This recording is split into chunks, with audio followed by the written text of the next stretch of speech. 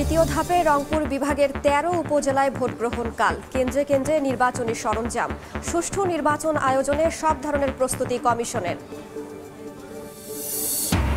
ভর্তুকির সার, বীজ, যন্ত্রের কতটুকু পান কৃষকরা? বাজেট এলেই সামনে আসে নানা অভিযোগ। কৃষিখাতের বরাদ্দ ভর্তুকি প্রান্তিক পর্যায়ে পৌঁছানোর তাগিদ।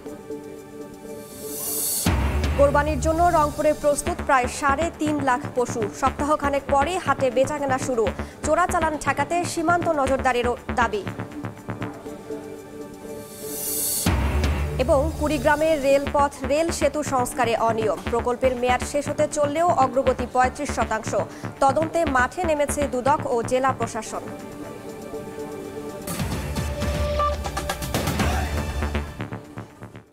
আমন্ত্রণ সময় সংবাদের নিয়মিত আয়োজন বিভাগীয় সময়ে। থাকছি সপ্তাহে ৭ দিন ভিন্ন ভিন্ন বিভাগের সংবাদ নিয়ে। আজ থাকছে রংপুর বিভাগ, সঙ্গে আছে আমি রাইসা জান্নাত। শুরুতেই ঘূর্ণিঝড় রেমাল প্রসঙ্গ। ঘূর্ণিঝড় রেমালের ক্ষয়ক্ষতির খবর জানাতে এই মুহূর্তে খুলনার পাইকগাছায় আছেন রিপোর্টার বেল্লাল হোসেন সজল এবং বাগেরহাটের মোরেলগঞ্জে আছেন রিপোর্টার তানজিম আহমেদ। সরাসরি প্রথমে যাচ্ছি সজলের কাছে। ঘূর্ণিঝড় রেমালের প্রভাবে খুলনার ৩টি উপজেলার প্রায় ৫৫টি পয়েন্টের যে বাঁধ ভেঙে এবং প্লাবিত হয়ে লোকালয়ে কিন্তু প্রাণী প্রবেশ করেছে এবং এর ফলে কিন্তু খুলনার বিভিন্ন উপজেলায় কিন্তু এখনও জলাবদ্ধতা রয়েছে এবং এই প্লাবিত অঞ্চলগুলোতে যারা রয়েছেন তারা কিন্তু এই ঘূর্ণিঝড় শেষ হওয়ার পর থেকেও কিন্তু এই দুর্ভোগ পোয়াচ্ছেন। আমরা এই মুহূর্তে রয়েছি খুলনার যে পাইকগাছার দেলুটি ইউনিয়ন রয়েছে, সেই দেলুটি ইউনিয়নের তেলিখালি যে গ্রাম, সেই গ্রামের ২২ নং পোল্ডারে, সেই পোল্ডারটির চিত্রটি যদি একটু দেখাতে চাই, পোল্ডারটি কিন্তু ক্রমান্বয়ে ভেঙে ভেঙে এই যে নদীর যে ভদ্রা নদী, সেই ভদ্রা নদীর পানি কিন্তু লোকালয়ে প্রবেশ করছে এবং এই বাঁধটি সম্পর্কে স্থানীয় যেটি বলছেন যে বারবার বলার সত্ত্বেও কিন্তু এই বাঁধটি কিন্তু স্থায়ীভাবে নির্মাণ করা হয়নি এবং পানি উন্নয়ন বোর্ড যেটি বলছে যে এই বাঁধটি কিন্তু ৬০-এর দশকে নির্মাণ করা। আমরা কথা বলেছি পানি উন্নয়ন বোর্ডের যে ২ নং ডিভিশনের যে নির্বাহী প্রকৌশলী, তার সঙ্গে তিনি যেটি বলছেন তার আওতাধীন ৬৩০ কিলোমিটার যে বেড়িবাঁধ রয়েছে, সেই বেড়িবাঁধের মধ্যে কিন্তু ৬৩০ কিলোমিটার কিন্তু ৬০-এর দশকে নির্মাণ। এর মধ্যে শুধুমাত্র ১০০ কিলোমিটার কিন্তু আধুনিকায়ন করা হয়েছে। এছাড়া কিন্তু বাকি যে ৫৩০ কিলোমিটার সেটি কিন্তু একেবারে ৬০-এর দশকে। তারা যেটি বলছেন যে এই যে বেড়িবাঁধটি, সেই বেড়িবাঁধটি কিন্তু ঝুঁকিপূর্ণ ছিল অনেক আগে থেকে।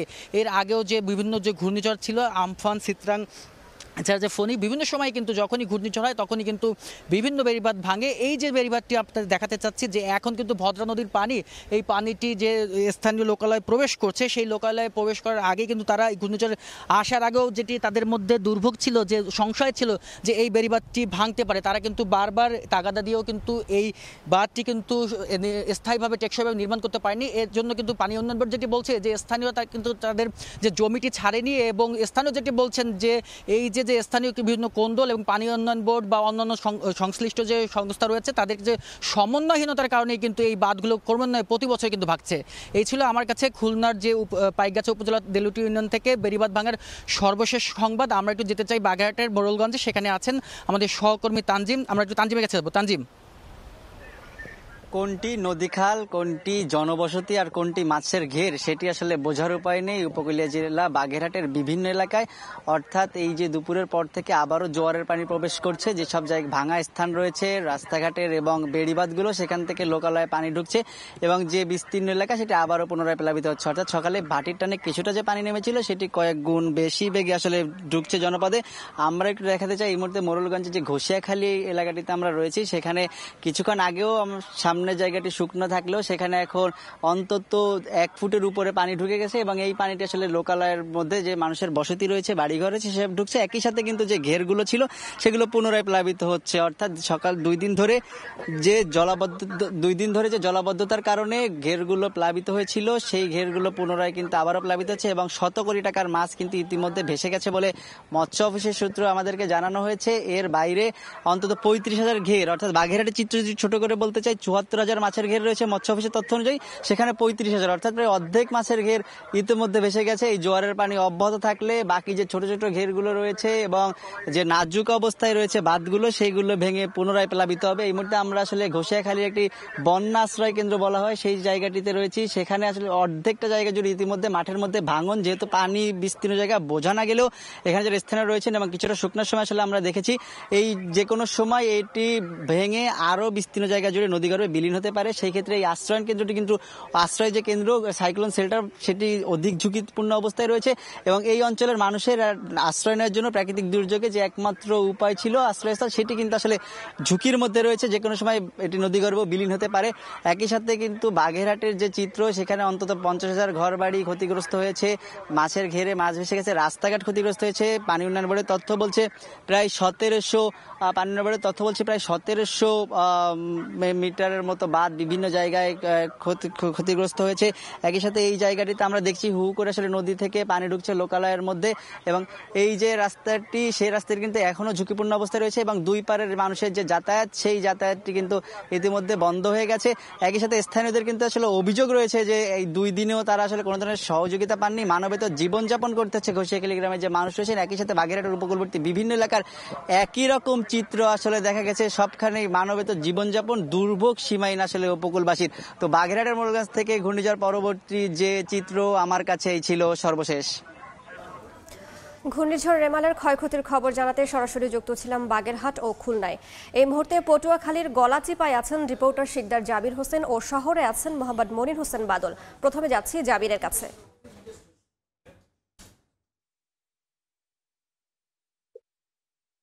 ঘূর্ণিঝড় রেমাল কেটে গেলেও রয়ে গেছে তার ক্ষতচিহ্ন বয়ে বেড়াচ্ছে উপকূলের মানুষ। প্রতিনিয়ত দুর্ভোগে দিন কাটাতে হচ্ছে উপকূলের বাসিন্দাদের। এই মুহূর্তে যেসব এলাকায় বেড়িবাঁধ ভেঙেছে সেসব এলাকায় পানি ঢুকেছে। জোয়ারের পানিতে প্রতিনিয়ত 2 দফা প্লাবিত হচ্ছে, অর্থাৎ সকালে এবং সন্ধ্যায় 2 দফা জোয়ারের পানি ঢুকছে আবার নামছে। এসব বাড়িগুলো এই মুহূর্তে তলিয়ে আছে। আপনারা জানেন যে পটুয়াখালীর নিম্নাঞ্চল রাঙ্গাবালী, কলাপাড়া এবং চর কাজল, চর মন্তাজ, চর আন্ডা, চালিতাবনি এসব অঞ্চলে যেসব জায়গায় ভেড়িবাঁধ ভেঙেছিল সেসব জায়গায় এই মুহূর্তে কিন্তু মানুষ পানিবন্দী রয়েছে। প্রতিনিয়ত তাদের দুর্ভোগে সময় কাটছে। ঘূর্ণিঝড় রেমাল আগা থানায় উপকূলীয় জেলা পটুয়াখালীতে 3 থেকে 4 ফুট, কোনো কোনো জায়গায় 4 থেকে 5 ফুট পানি বৃদ্ধি পেয়েছে, যার কারণে বাঁধ ভেঙেছে। আবার কোথাও নিম্নাঞ্চল যেগুলো বেড়িবাঁধের বাইরে, সেই অঞ্চলগুলো প্লাবিত হয়েছে। বিশেষ করে পটুয়াখালীর বেড়িবাঁধের বাইরের দ্বীপ কাউখালী এবং চর কাশেম, এই দ্বীপ দুটিও প্লাবিত হয়েছে। এসব এলাকার মানুষের ব্যাপক ক্ষয়ক্ষতি হয়েছে। কলাপাড়া এবং রাঙ্গাবালী উপজেলা মিলে ক্ষয়ক্ষতির পরিমাণ আসলে 6,000-এরও বেশি বাড়িঘর, সেই সঙ্গে রয়েছে গলাচিপা উপজেলার বিচ্ছিন্ন দ্বীপ, চর কাজল, চর বিশ্বাস। তো এভাবে করে শুধুমাত্র গলাচিপা, রাঙ্গাবালী এবং কলাপাড়া নয়, গোটা উপকূলীয় এলাকাতে কিন্তু এই মুহূর্তে একটা ক্ষত চিহ্ন রয়েছে এবং মানুষের চরমভাবে দুর্ভোগ পোহাতে হচ্ছে। প্রতিবারের যে ঘূর্ণিঝড়, এই ঘূর্ণিঝড় পটুয়াখালীর উপকূলীয় এলাকাকে লন্ডভন্ড করে দিয়ে থাকে এবং সেই ক্ষত অনেকদিন ধরে বয়ে বেড়াতে হয় উপকূলের মানুষকে। বিশেষ করে পটুয়াখালীর যে বিধ্বস্ত বেড়িবাঁধ, সেই বিধ্বস্ত বেড়িবাঁধ দিয়ে প্রতিনিয়ত পানি ওঠার কারণে লোকালয় প্লাবিত হচ্ছে এবং সে কারণে কিন্তু মানুষের চরম দুর্ভোগ পোহাতে হচ্ছে। তো আমরা জানাচ্ছিলাম ঘূর্ণিঝড় রেমালের ক্ষতের কথা। তো গোটা পটুয়াখালী জুড়েই কিন্তু এই অবস্থা। তো আমরা সরাসরি চলে যাব, আমাদের সহকর্মী মনির হোসেন বাদল আছেন পটুয়াখালী সদরে, আমরা সরাসরি যুক্ত হব তার সঙ্গে। প্রতি বছর কোনো না কোনো দুর্যোগ হানা দেয় এই উপকূলীয় জেলা পটুয়াখালীতে।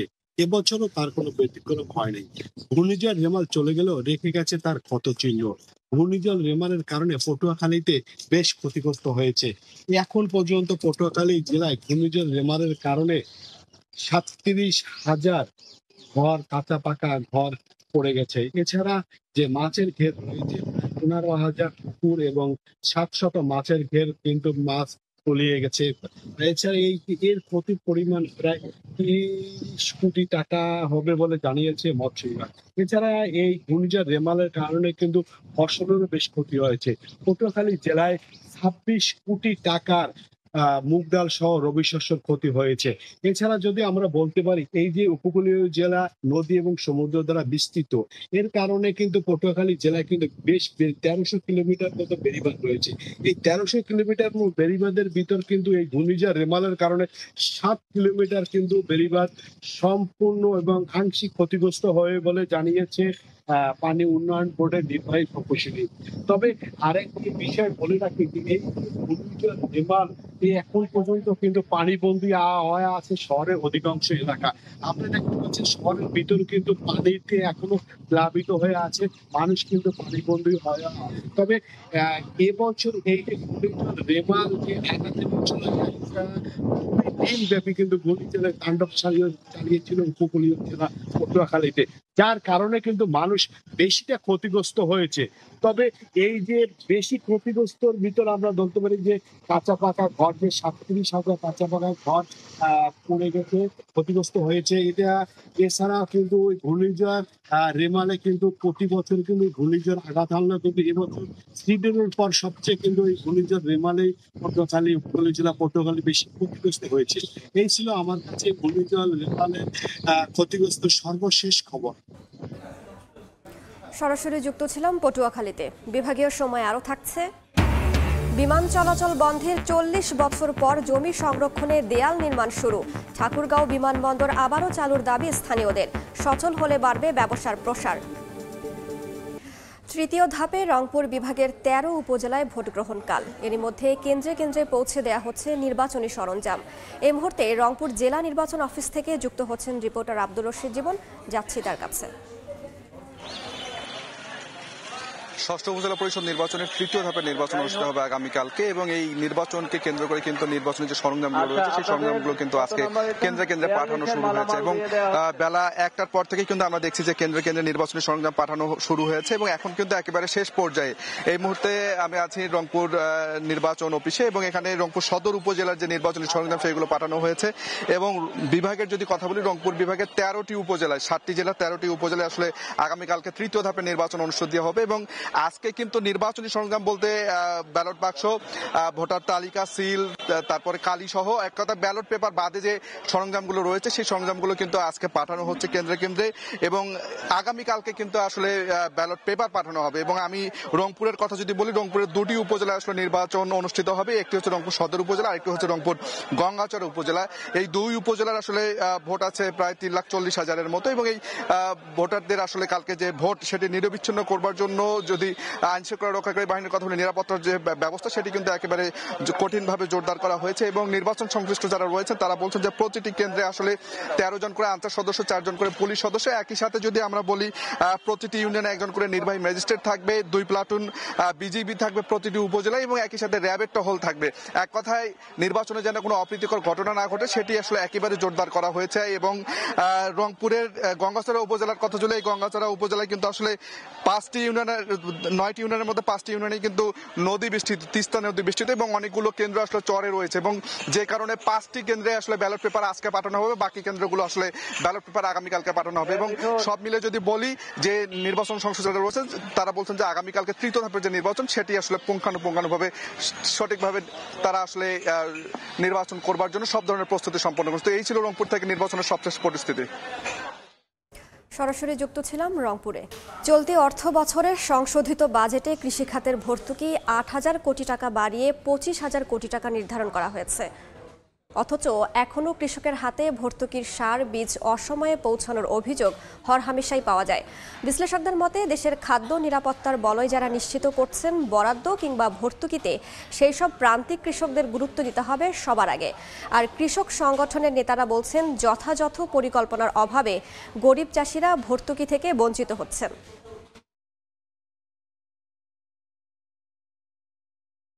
নারীর অবদানে সমাজ এগিয়ে গেলেও নিজেদের স্বাস্থ্যের বিষয়ে সচেতন নন অনেকে। বেসরকারি একটি গবেষণা বলছে প্রায় 60% নারী ঋতুকালীন পরিচ্ছন্নতার বিষয়ে অবগত নন। বিশেষজ্ঞরা বলছেন স্বাস্থ্য ঝুঁকি এড়াতে সঠিক তথ্য দিয়ে সেবার আওতায় আনতে হবে প্রতিটি নারীকে। সম্রাট হোসেনের ছবিতে রৌনক নিয়ন্তার প্রতিবেদন। একজন নারীর স্বাভাবিক জীবনচক্রের অবিচ্ছেদ্য অংশ মেনস্ট্রুয়েশন বা পিরিয়ড, কিন্তু এ নিয়ে অস্বস্তির শেষ নেই। বেশিরভাগ কিশোরীয় নারী জনসম্মুখে এ বিষয়ে কথা বলতে দ্বিধাবোধ করেন। এর সঙ্গে একদিকে যেমন প্রজনন সক্ষমতার সম্পর্ক রয়েছে, অন্যদিকে রয়েছে সুস্বাস্থ্য নিশ্চিতের বিষয়টিও। এটা তো সবার জেনেটিক ভাবে সব মেয়েদের হয়। স্যানিটারি ন্যাপকিন কেনার ব্যবস্থা আছে। National hygiene follow up survey 2018 অনুসারে মাত্র 53% স্কুল ছাত্রী পিরিয়ড নিয়ে জ্ঞান রাখে। শিশু সুরক্ষার ব্যাপারগুলো এবং কিশোরীদের সুরক্ষাও এর মধ্যে, তাদের ভবিষ্যতের পুরো জীবনের হাইজিনটা, তাদের লাইফটা, এই পিরিয়ড থেকে প্রোডাক্টিভ সাইকেল তাদের পুরোটাই ডিপেন্ড করে। গ্রামাঞ্চল বা সুবিধাবঞ্চিত নারীদের জন্য বিনামূল্যে কিংবা সাশ্রয়ী মূল্যে স্যানিটারি ন্যাপকিন সহজলভ্য করার পরামর্শ বিশেষজ্ঞদের। যদি একটু দামটা কমিয়ে নেওয়া যায় তাহলে কিন্তু প্রত্যন্ত অঞ্চলে বা গ্রামাঞ্চলে যারা আছে তারাও এই সুরক্ষাটা পেতে পারে। সম্প্রতি সচেতনতা বৃদ্ধি ও স্বল্প মূল্যে স্যানিটারি ন্যাপকিন কেনার সুবিধা সহ স্বাস্থ্য সুরক্ষায় নানা ধরনের উদ্যোগ নিয়েছে বেশ কিছু শিক্ষা প্রতিষ্ঠান। রৌনক নিয়ন্তা, সময় সংবাদ, ঢাকা। বন্ধ হওয়ার 40 বছর পর ঠাকুরগাঁও বিমানবন্দর জমি সংরক্ষণের কাজ শুরু করেছে কর্তৃপক্ষ। 550 একর জমির ওপর গড়ে ওঠা অব্যবহৃত বিমানবন্দরটির ভাঙাচোরা অবকাঠামো এখন পরিত্যক্ত। প্রধান রানওয়ের সঙ্গে পশ্চিম প্রান্তে যুক্ত থাকা ছোট আরও 2টি রানওয়ে এখন কোনো কাজে আসছে না। এ অবস্থায় বিমানবন্দরের জমি সংরক্ষণের জন্য বাউন্ডারি ওয়াল নির্মাণ করছে কর্তৃপক্ষ। এবার জেনে নেব রংপুর বিভাগের গত সপ্তাহের আলোচিত ঘটনা। নীলফামারীর ডোমার থেকে আন্তজেলা চোর চক্রের সদস্য 23 মামলার আসামি মন্তাজ আলী এবং আবু বক্করকে গ্রেফতারের পর কারাগারে পাঠানো হয় 25 মে। পুলিশ জানায় গত 17 জানুয়ারি ডোমারের ধরণীগঞ্জ এলাকা থেকে 4টি গরু চুরি করে চোর চক্র। এ ঘটনায় মামলা হলে অভিযুক্তদের গ্রেফতারে অভিযান শুরু করে আইনশৃঙ্খলা রক্ষা বাহিনী। শিক্ষক ও কর্মচারী আত্মীকরণ বিধিমালা 2018 সংশোধন সহ 10 দফা দাবিতে রংপুরে বিভাগীয় শিক্ষক সমাবেশ অনুষ্ঠিত হয় 25 মে। সেখানে শিক্ষানীতিতে ক্যাডার নন ক্যাডার বৈষম্য দূর করতে সরকার সহ শিক্ষা মন্ত্রণালয়ের দৃষ্টি কামনা করেন শিক্ষক নেতারা। বিভাগীয় সময়ের শীর্ষ সংবাদগুলো জানিয়ে দিচ্ছে আরও একবার। তৃতীয় ধাপে রংপুর বিভাগের 13 উপজেলায় ভোট গ্রহণ কাল। কেন্দ্রে কেন্দ্রে নির্বাচনী সরঞ্জাম। সুষ্ঠু নির্বাচন আয়োজনে সব ধরনের প্রস্তুতি কমিশনের। ভর্তুকির সার, বীজ, যন্ত্রের কতটুকু পান কৃষকরা? বাজেট এলেই সামনে আসে নানা অভিযোগ। কৃষি খাতের বরাদ্দ ভর্তুকি প্রান্তিক পর্যায়ে পৌঁছানোর তাগিদ। এবং কোরবানির জন্য রংপুরে প্রস্তুত 3.5 লাখ পশু। সপ্তাহ খানেক পরে হাটে বেচা কেনা শুরু। চোরাচালান ঠেকাতে সীমান্ত নজরদারির দাবি।